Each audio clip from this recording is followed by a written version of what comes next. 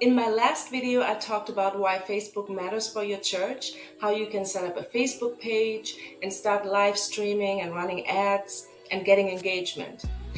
But Facebook is not just for engagement, it is actually ultimately to give you new in-person visitors every week. So if you want to learn how to do that, stick around. Okay, first of all, let's talk about optimizing your Facebook page for visitors.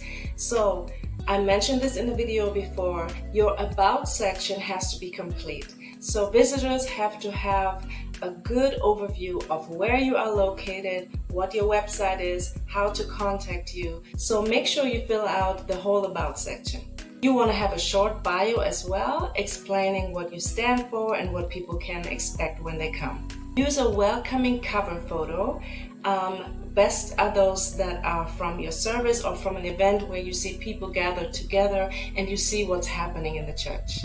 Another great way to optimize your page for visitors is to have some kind of automation tool to answer FAQs, frequently asked questions, quickly. And the best way, or one of the great ways that I've found, is with ManyChat.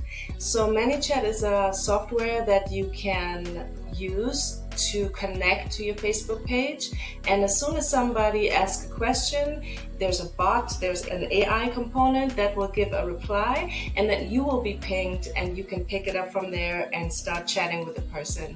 Make sure to check out next Friday's video. I'm going to do a deep dive on ManyChat. The next way of getting in-person visitors for your church is to make posts and to make content that attracts new visitors and that attracts people that don't know you yet.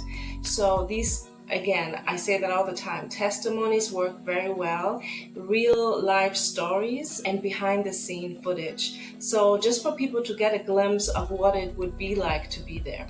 Another great way is to run targeted ads. I go over this in my last video if you want to check that out. Geo-target your area, your location where your church is located, and keep it simple. The best ads that I see performing best are videos where you have a talking head video of the pastor, just a 30-second video of the pastor inviting the person to church and giving a short preview of what is going to happen. So, for example, we're going to have bouncy houses for kids. We're going to have tons of food and an inspiring message. And you can also add another person to it that will say their name. So the person that's watching the ad already has a name of who to ask for when they get there.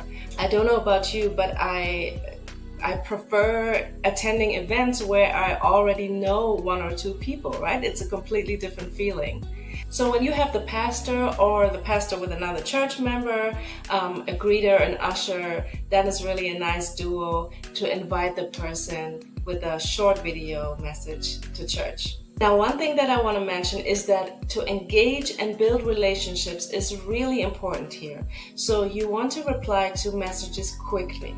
That's why I recommend using an automated software so that if someone sends a message at 3 a.m. in the morning, you don't have to answer right away. The person will get an automated message, but then as soon as you see it, you can pick it up from there.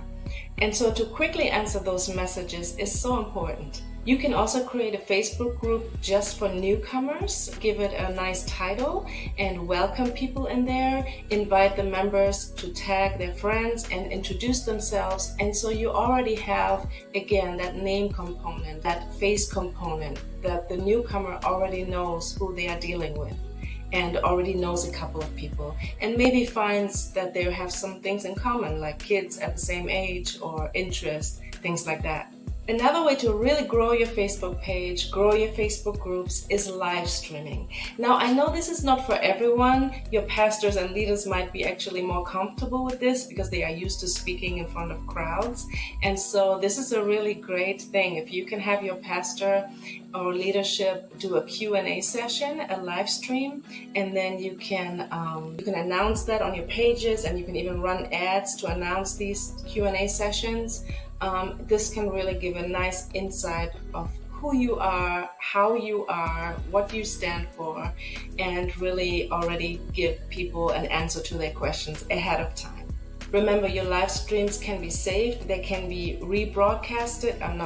Not rebroadcasted, reposted. And also you can chop them up into little reels or YouTube shorts. You can repurpose those clips for your marketing.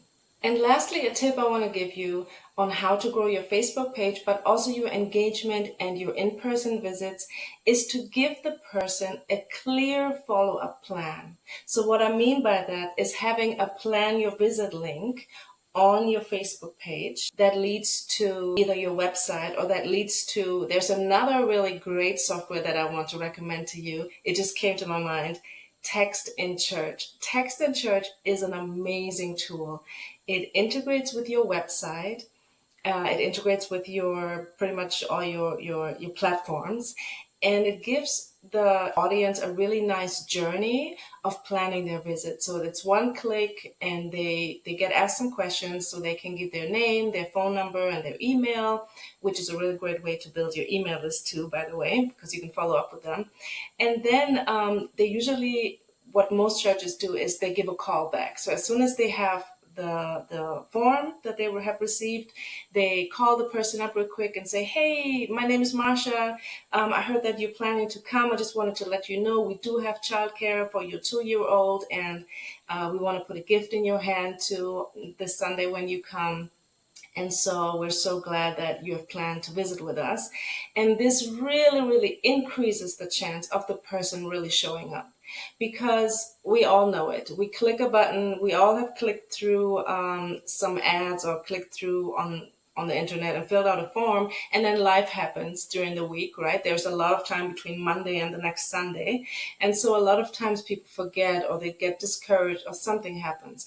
But if they have talked to someone before in person, they know the person's name, they know, for example, that their child is going to be taken care of, and they're going to get a gift in their hand, and they had a really positive experience on the phone, they are so much more likely to really show up. Plus, you have their phone number, you have their email. You can follow up with them even if they don't show up. You can have another either automated text or email. Hey, we didn't see you last Sunday. We hope to see you the next. And if we can do anything, just reach out and say hello and stay connected. So Text in Church, I'm going to put the link in my description. Check it out. They do have a free trial, I believe, for 14 days.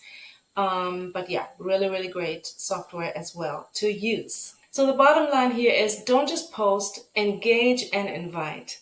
Teach your church members, teach your team to be digital missionaries and to have a system in place so that your audience can really have a nice journey to you, and then a wonderful relationship with Jesus. And yeah, and once you get more visitors this way, it'll help you keep up, because you want to get your seats filled and you want to grow. I hope these tips really helped you today. If you want more on church marketing, don't forget to subscribe and like this video, and I will see you in my next one.